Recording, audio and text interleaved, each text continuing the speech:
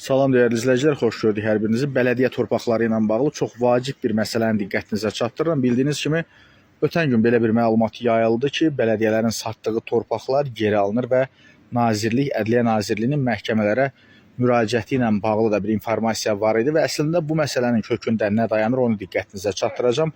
Amma xəbərdən öncə zəhmət olmasa, bax ekranın burada sağ küncündə üstəgəl işarəsi var, üzərinə bir dəfə vura bilərsiniz. Deməli, Milli Məclisdə qəbul edilən qərara görə bələdiyyələrin torpaq satışı ilə bağlı bəzi funksiyaları məhdudlaşdırılır və qanunsuz torpaq ayrımları ləğv edilir və əmlak məsələləri üzrə ekspert Ramil Osmanlı bildirir ki, qəbul edilmiş qərar bələdiyyələrin qanunsuz torpaq ayrımı satışı ilə bağlı aktların ləğvini əhatə edir.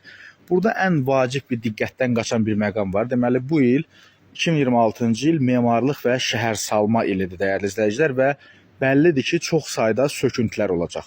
Və bu söküntülər olanda, məsələn, şəhərin mərkəzində, nisbətən normal yerlərdə, tutaq ki, vətəndaş 150-200 min kompensasiya alır, onun bir 80-90-100 minlə şəhər ətrafında, belə deyək, bir ev ala bilir və yaxud da torpaq alıb ev tikə bilirdi. Amma vətəndaş birbaşa məcbur edilir ki, belə deyək, şəhərin mərkəzində, mərkəzdən biraz kənar ərazilərdə, deməli o yeni tikililərdə, novastroykalardan mənzil alsın. Yəni bu novastroykaların da əksəriyyəti kimindir? Təbii ki, parlamentdə oturanlarındır. Yəni bir qismi deputatlarındır, rəsmi və ya qeyri-rəsmi formada və bu qərar da Milli Məclisdə qəbul edildiyi üçün bunu deməyə əsas var. Bəli, çünki indiyə qədər necə olur ki, bələdiyyələrlə bağlı belə bir məsələ olmur və Bakıda 500 mindən artıq ev bu formada tikilib, amma bundan sonra yaxşı torpağı olanlar neynəsin, orada heyvan saxlasın, dana saxlasın.